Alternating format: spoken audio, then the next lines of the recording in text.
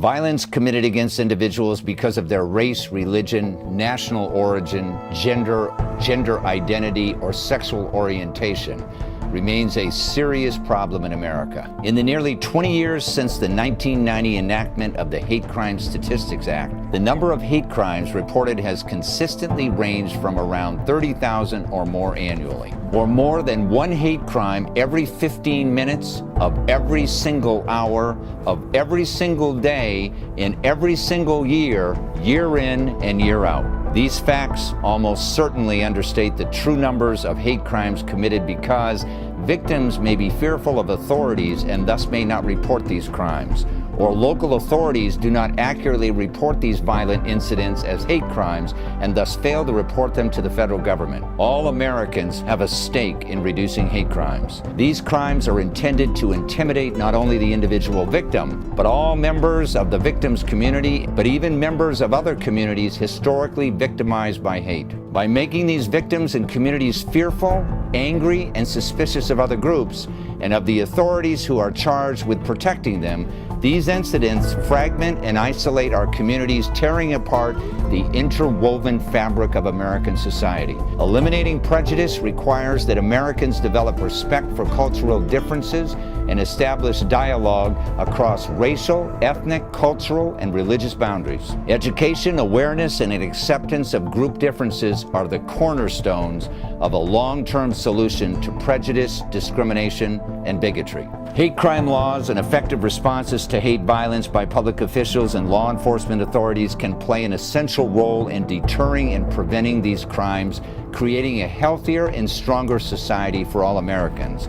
But most important of all, eliminating prejudices and teaching respect for all racial, ethnic, cultural, and religious individuals and groups begins with ourselves, individually and collectively. In this exclusive network TV special, The Insider Exclusive goes behind the headlines to uncover the tragic story of a triple murder in the heartlands of America and the civil lawsuits that followed after the conviction of the two murderers in Violence Against Women, Teena Brandon's story. Hilary Swank won the Best Actress Academy Award for her powerful portrayal of Brandon Teena in the 1999 movie Boys Don't Cry. In this network TV special, you will meet the two dedicated trial lawyers, Herb and Dan Friedman, partners of the Friedman Law Offices, who filed the civil action for wrongful death, intentional infliction of emotional distress, and other claims filed on behalf of the estate of Teena Brandon against Richardson County and its former boss hog character, Sheriff Charles Laux, in one of America's and Nebraska's most notorious triple homicides. Brandon Teena lived and loved as a man, and for that, she paid with her life. Brandon was born female, but felt male inside. Although Brandon found happiness with a girlfriend and made a number of friends, he was brutally attacked and later murdered when his secret was discovered. But to a few people in Nebraska, it is simply the sad tale of the child, sibling, and friend they loved and lost. In the years since her death, Brandon Teena found the support and acceptance she never knew in life. Boys Don't Cry sparked a broader conversation about gender identity, sexuality, and violence against women. Transgender violence targets both men and women, but Brandon Teena's case highlights its particularly brutal effects for FTM transgendered individuals. Boys Don't Cry and this new Insider Exclusive Network TV documentary provide a clear political incentive to integrate feminist, gay, lesbian, bisexual, and transgender concerns in the analysis of violence against women. It also graphically illustrates the stakes for feminists to forge strategic political alliances with these communities in order to challenge the mutually reinforcing discourses that relentlessly pursue the truths of identity and enforce these truths at both the micro level of the female body and the macro level of national policy. In getting justice for the estate of Teena Brandon, Herb and Dan Friedman have earned the highest respect from citizens and lawyers alike as some of the best trial lawyers in Lincoln, in Nebraska, and in the nation. They have seen many innocent and hardworking people become victims of hate crimes. They understand that hate crimes are one of the most serious, enduring, and divisive human rights violations in the United States today. The problem is not just in Lincoln, Nebraska, but nationwide, and its nature is institutionalized. And because of that, they are driven to fight for people who have been harmed by the willful or negligent actions of others. Their goals, not only to get justice for their clients, but to make sure that all victims of hate crimes get justice. Because injustice anywhere is a threat to justice everywhere. And justice and power must be brought together so that whatever is just may be powerful, and whatever is powerful may be just. This is the Insider Exclusive, live from Lincoln, Nebraska.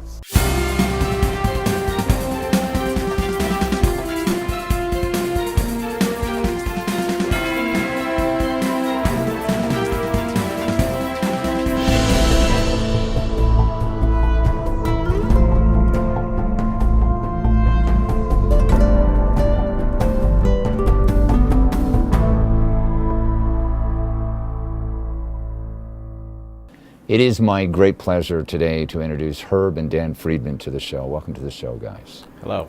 Hello. Tell our audience a little bit about your firm, what kind of cases you handle. Our firm is primarily a personal injury law firm. We represent people who have been injured as a result of somebody else's conduct, injured or killed. And we have also, in recent years, also done a lot of work involving child sexual abuse and also civil rights litigation. Regarding today, why we are here, there was a movie, Boys Don't Cry. Hilary Swank starred in it. I was reading a little background of her. She worked for $75 a day. Can you believe that? She was paid no more than $3,000 for the whole movie. She won the Best Actress Academy Award. The movie came out in 1999, and we are doing a follow-up story on that case, not the criminal case, but the civil case of Teena Brandon. Who was Teena Brandon? Teena Brandon was a young lady from Lincoln, Nebraska, who was about 21 years old. She'd come from a very disruptive family. Her father was killed before she was even born, I think. And her mother was about 16 years old at that time, and had already had another child. And she lived kind of a rough, difficult existence with her mother and her sister. When Teena had been a very little girl, 8 or 9 years old, there's evidence that she was sexually abused by an uncle.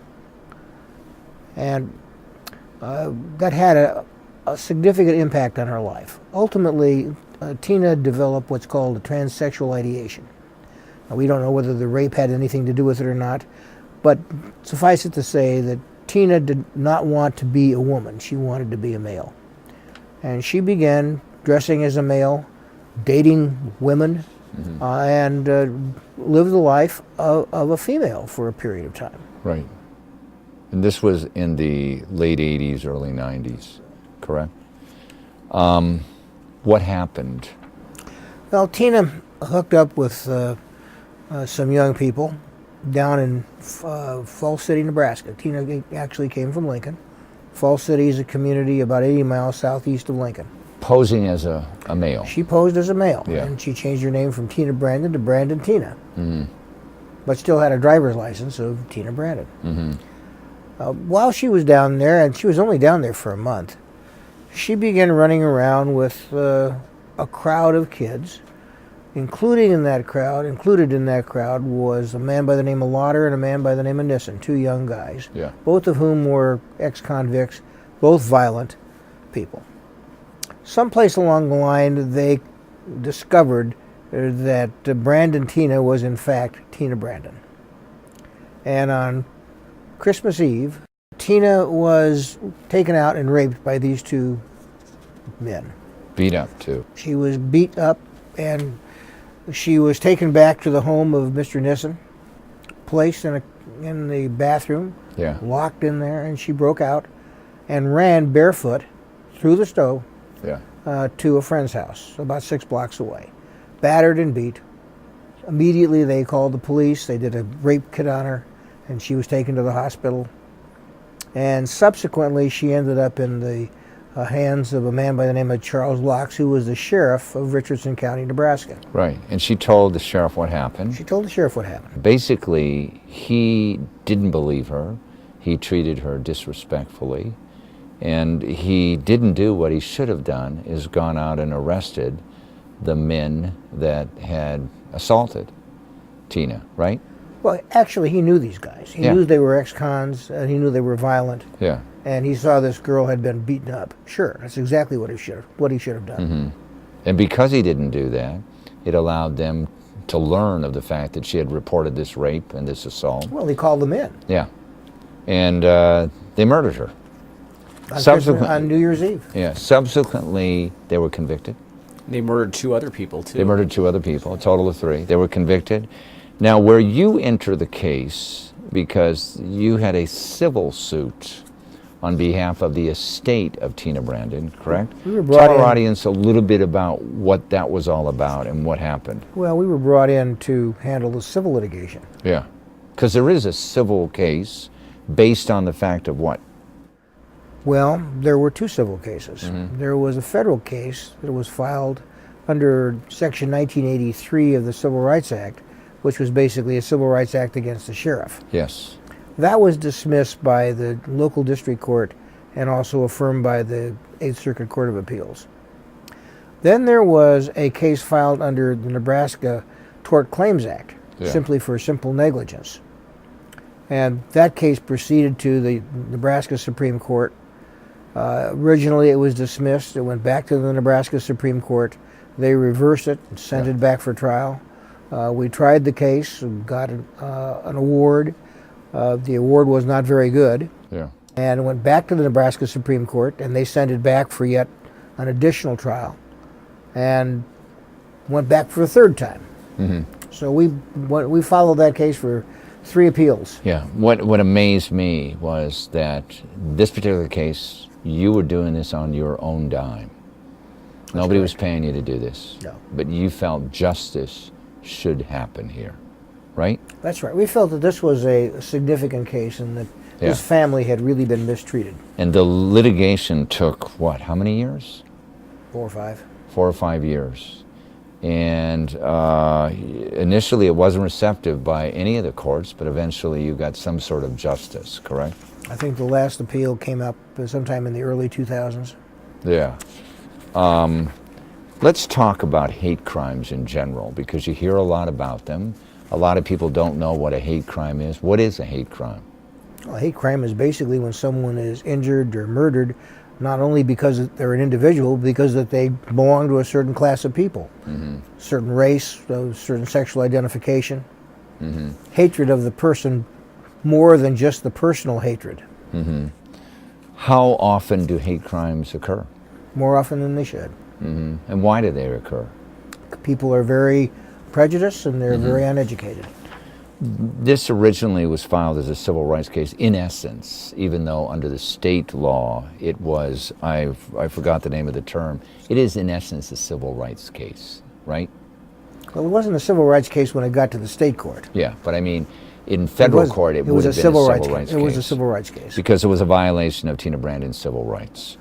What are someone's civil rights? What are civil rights? What are the civil rights that every American enjoys? Basically, they're contained in the Bill of Rights of the United States Constitution. And people are entitled to have those civil rights followed. And if someone rejects those, deprives someone of the civil rights, there is usually a claim under a federal law that was passed during the Civil War period. Which is the statute 1983, Yeah. Is that correct? 43 U.S. Code, Section 1984. If you 42. 42 U.S. Code. If you feel that your civil rights have been violated, you know, we have nationwide audience watching this show, what should you do? Contact a lawyer, Contact a lawyer, a civil rights lawyer. civil rights lawyer. Because there's a lot of lawyers that don't handle these kind of cases, right? That's Correct. And how do you evaluate whether you have a good case or not? Well, every case is different. It depends on the person that's making the allegation and how they're going to appear before a potential jury. Yeah. And what the injury was and what the authorities in question actually did to the person. I mean, there are so many factors you have to evaluate. You have to talk to the witnesses. Did Yeah. anybody see this happen? Is there documentary proof of what happened? Right. Well, often there's in these type of cases the accused is going to deny everything, and oftentimes the accused, like the police department, right, law enforcement, has a lot more credibility to a jury than someone who's been on the out and out. Correct? Absolutely. How do you overcome that when you decide whether you want to take a case or not? Because you know it's going to be an uphill battle.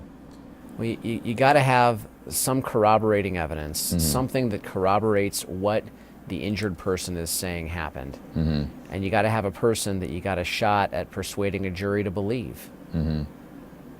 Mm-hmm. For the very reasons that you identified. And generally, if you take on a case, a civil rights case, what is the procedure? You file a complaint in federal court, correct? It depends on where it happens and, Yeah. and what you're really alleging, but yeah, we typically would file it in federal court. How long do these cases take to resolve?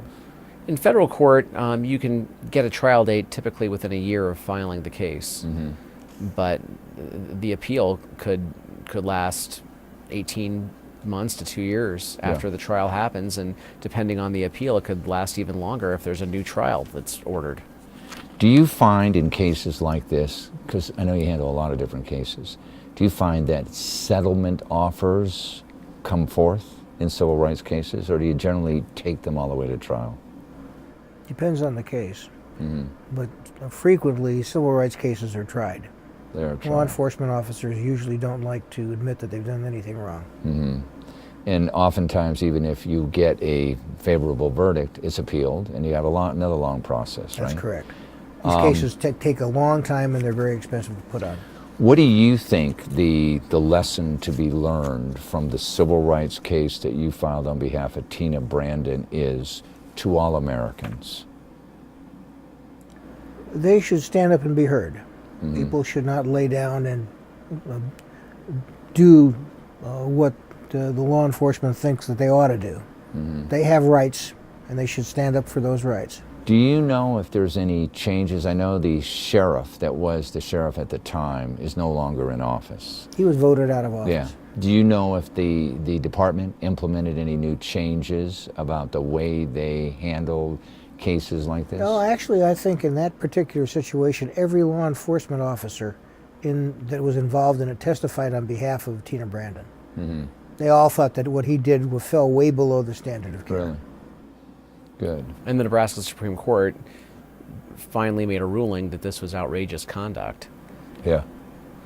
Well, I want to thank you both for being with us today on this show because, again, this is another story, another case where the financial rewards are very much in question when it comes to pursuing cases like this, but yet you fight on behalf of the underprivileged, the oppressed, and the people who really have no voice to try and get justice for them. And that's what our series is all about. And thank you so much for spending time with us. Thanks for joining us. You can get more information about our guest and the issues at insiderexclusive.com.